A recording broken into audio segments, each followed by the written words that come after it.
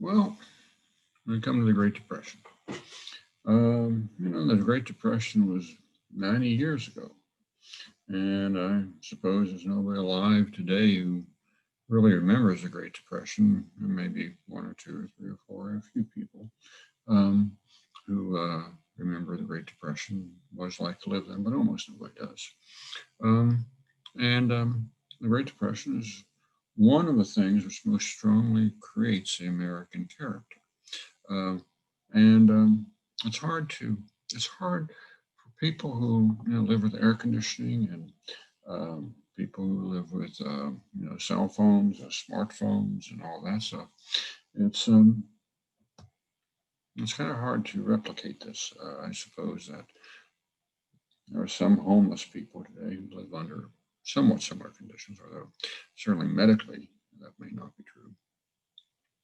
But still, it was something that didn't happen to just smaller groups of people. It's something that happened to a very large number of people, a very large percentage of people in the song "Brother, Can You Spare a Dime?" I think this picture illustrates well the hopelessness. The Great Depression extends from 1929 to 1939, and it certainly had to have seemed as though it would never end. And of course, the song itself is once I built a railroad, made it run, made it race against time. Once I built a railroad, now it's done. Say, brother, can you spare a dime? And, you know, hey, buddy, can you give me a dime? And the chorus in this is say, once in khaki boots, gee, we look swell, full of that Yankee Doodly Dum. 500,000 boots went slogging through hell, and I was a kid with a drum. Say, don't you remember? You called me Al. It was Al all the time. Say, don't you remember? I'm your pal. Say, brother, can you spare a dime? And I imagine the generation that fought World War One, casualties and the horrors of World War One and the privations here at home. I suppose they felt fairly bitter about the fact that they end up, as you can see here, sleeping on park benches um, and begging people for money. Um, this sign, I suspect, is a little bit on the pose side, but it's still accurate. There were towns and cities throughout the country where people were told to keep moving. Towns and cities couldn't take care of their own people, much less have people coming in. And so, the police and those private citizens moved people out if they just tried to move in. If you've got a city with 25% unemployment, the last thing you want are more people coming in. And so as a result, well, the sign itself appears to be, well, the picture seems to be posed. I think the sign is real. Nevertheless, this was the sentiment. And if you had children to feed and things such as that, probably it's a very understandable sentiment. Picture here, a fellow leaning up against probably a luncheonette, obviously a farmer. In those days, you couldn't sell farm products for the amount it would cost you to plant them. So there's no point in planting. You were going to lose money. No matter how much you produced, you were still going to lose money. And in fact, the more you produce, the more likely you were to lose money. And so what happens is you end up in these county towns, in these small rural towns, with farmers leaning against the wall because what else are they going to do? This is obviously an urban area. I suspect it's New York City from the background here. The fellow selling the apples, the fellow fellow there, you can see the middle figure in the hat. He was trying to sell apples for 5 cents an apple. And, hope to sell enough apples that you can cover the cost of buying the apples in the first place. And then hopefully you're going to get a little more than that.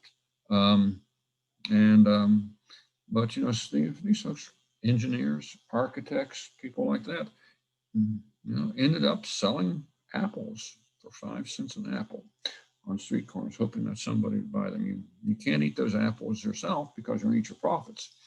And so you hope to make back what you invested, plus a little bit more, enough to have food for the next day, or maybe some kind of,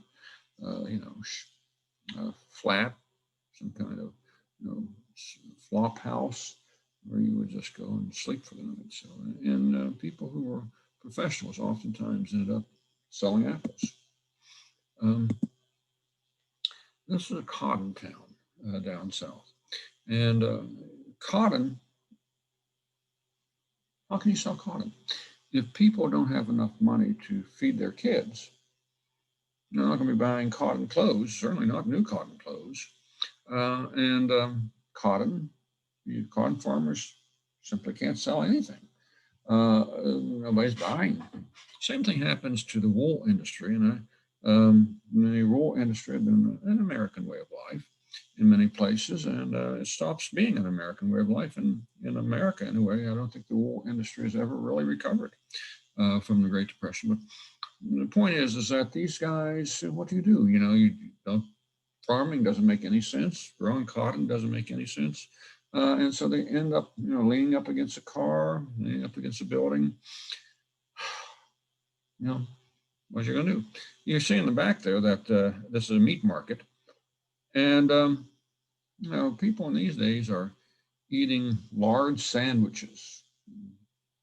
I don't think that's very tasty.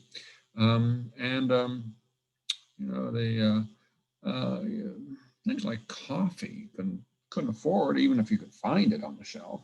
They would take a plant like chicory. This is one of those things that grow alongside the road these days. By the way, don't try this at home. But if you know how to do it, you can prepare chicory in a way that makes it seem like coffee. And also, you take nuts and stuff like that and roast it, kind of burn it and crush it up and grains, stuff like that, and make something that tasted like coffee out of it. But there's the meat market back there isn't going to be selling much meat because nobody can afford it, which means that farmers who are ranchers who raise meat are going to be out of business.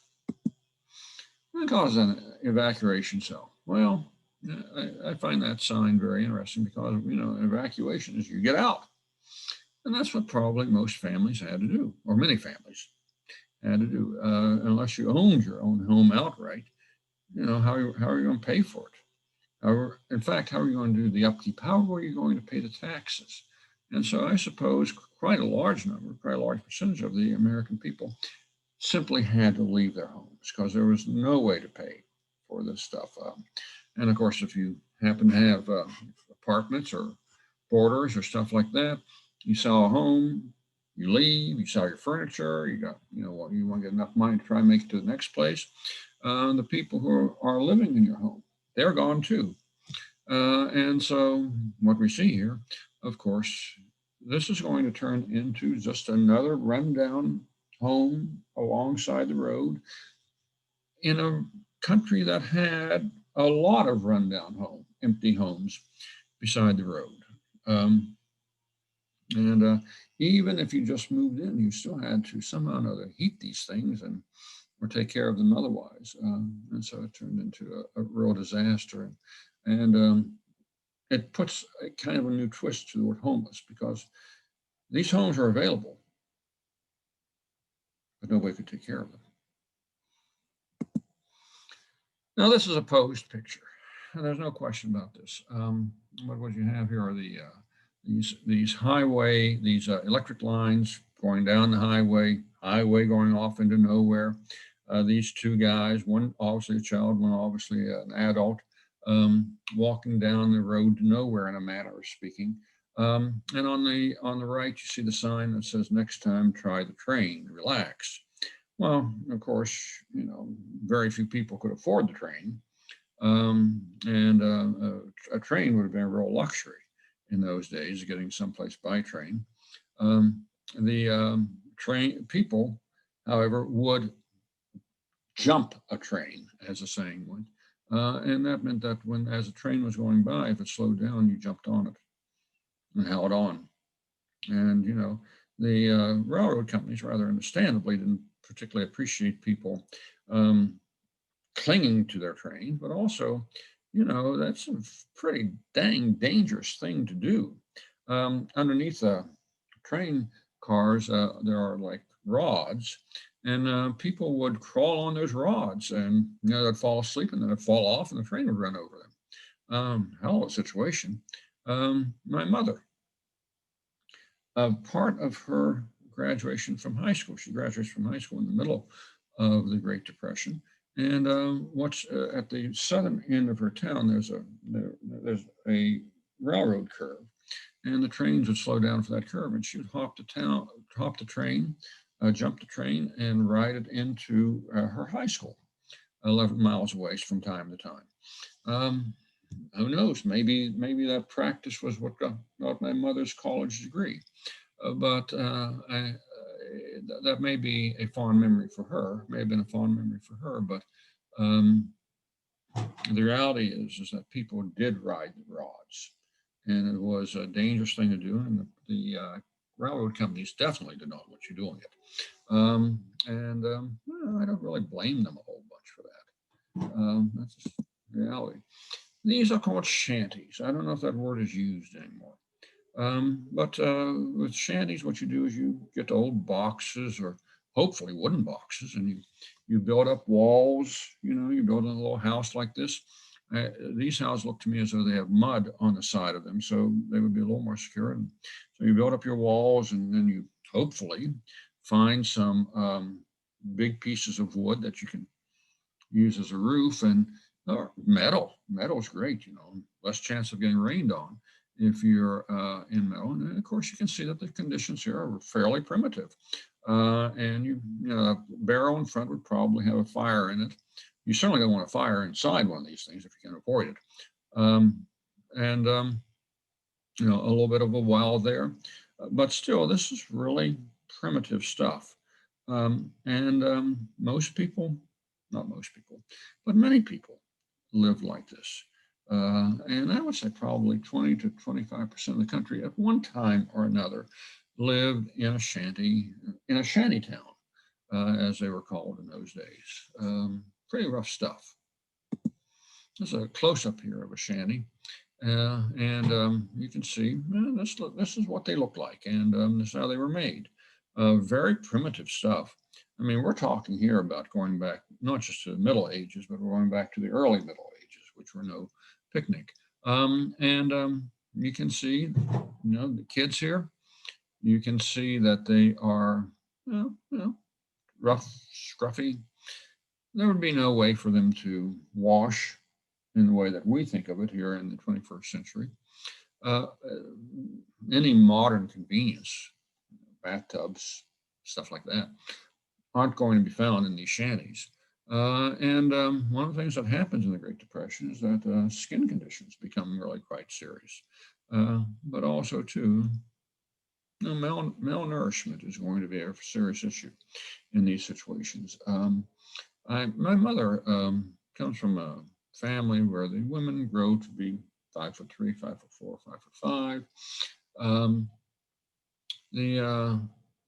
She was about 5 foot, weighed 95 pounds on a good day. Although she lived to be 93, I've long suspected that her death was aided by the fact that she was malnourished when she was young during the Great Depression. So, this one, if you take a good look at this lady, you can see that she's fairly well dressed, a baby there. One time I suppose she was just a middle class mother. And now she's got, the springs for the bed are on that truck. There's or on that wagon. She's got the mattress there and some of the other basics for life. And, they're going someplace. They probably don't know where they're going at this point. And, they're going to go as far as their money can take them. And also as far as the gas can take them, because if you don't have cars, or if you don't have a lot of cars, and gas stations are going to empty. In my mother's hometown, cars, so she would tell me, were replaced by horses fairly steadily. You don't have to pull up to a gas station in a horse. Horses can go find their own food. Um, and so if you own a gas station, you're out of business and you're walking down the roads looking for a place to work too.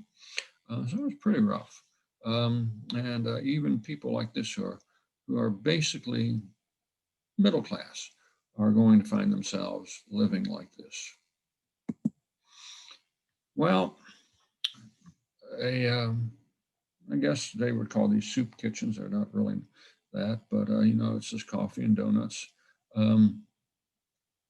Charities did what they could. Now, if most people, the very great majority of people, don't happen to have any spare money, charities are going to suffer. But in a place like this, you could get, real coffee, not coffee, that you made on your own, and donuts. Now, donuts, of course, are, full of carbohydrates and full of oil. They don't cost very much to make, particularly if you're not doing anything fancy. And believe me, fancy had gone out at that time. So you could go in here, get a real cup of coffee, and get a lot of calories. Was it nutritious? No, it wasn't nutritious. But did you get calories? Yeah, and you needed calories. People are starvation is no problem. At least 33 people starved to death in New York City in 1933, and rather fantastic number, but that's what it was. Churches, synagogues, Lions clubs, Kiwanis clubs, what have you. They tried to help, but they couldn't give any more money than their members had.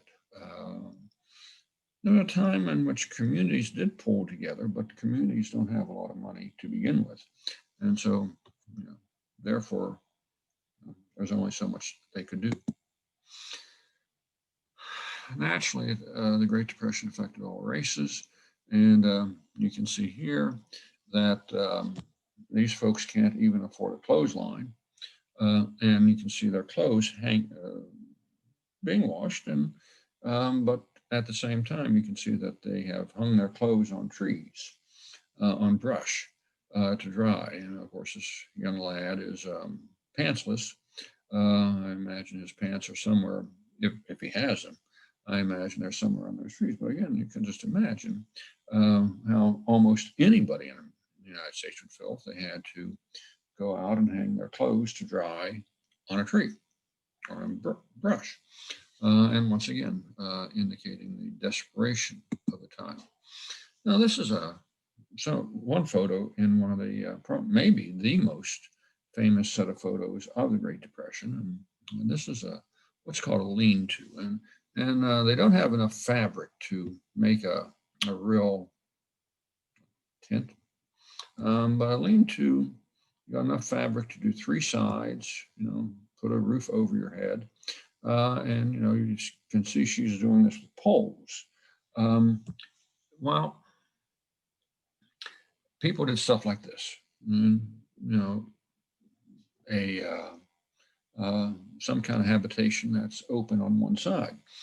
But in other places, they would knock down and find like a low ravine or something, and they would knock down trees and move the trees together, and then put brush on top of the trees, and hopefully put mud on top of the brush to keep the rain and the winter out.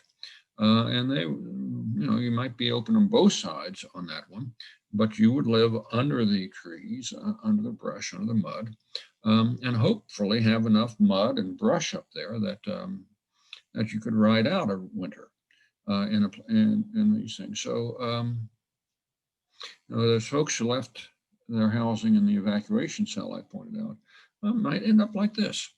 And it happened all over the country. People lived in lean-tos or under logs and brush and mud and all that stuff. And maybe you want to ride out a winter in Michigan under those circumstances. I don't think I would want to. And I doubt that very few would, but that's what a lot of people are reduced to doing.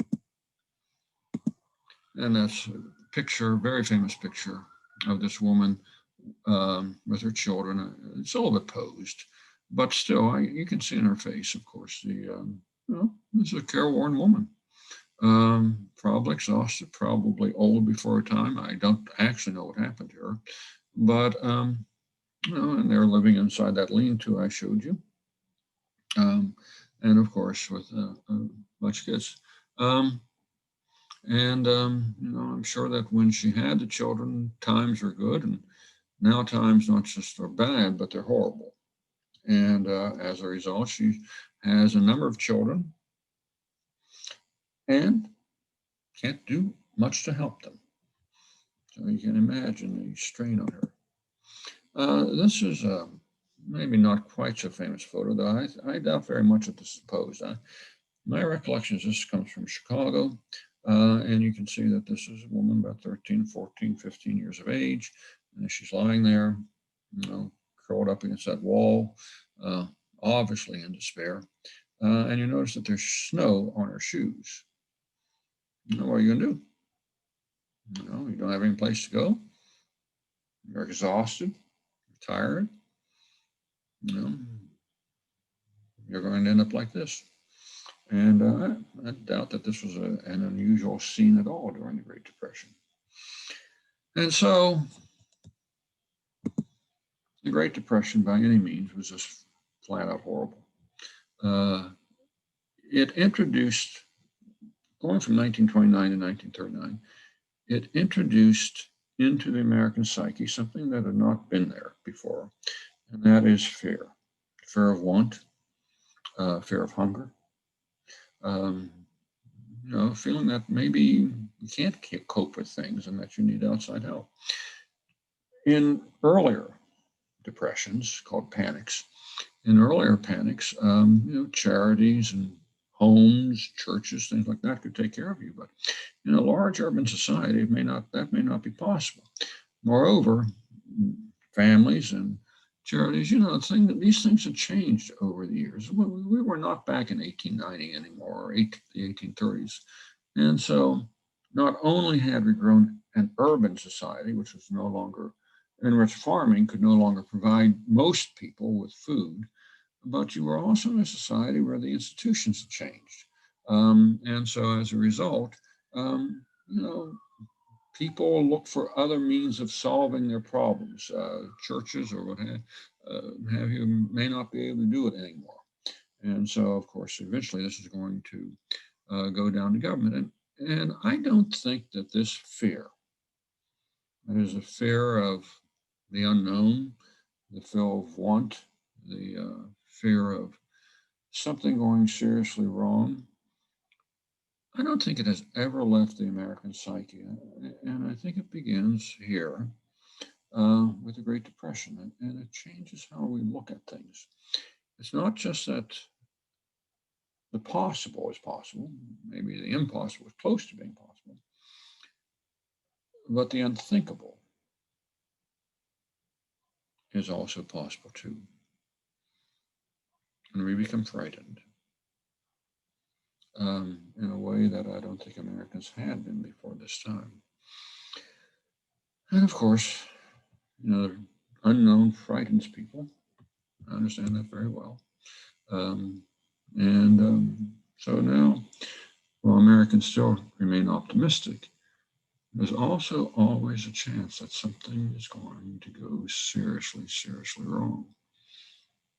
And people end up here in the 21st century, homeless, and frightened, and afraid, and you know, it becomes part of who we are. The possibility of disaster stares us in the face all the time, at least psychologically, and we understand that. I mean, it has helped define who we are. Okay, everybody out there, stay healthy, stay safe. Seems like a good class to where I should say stay safe. We'll move on and look a little bit more at the Great Depression. Okay, bye-bye.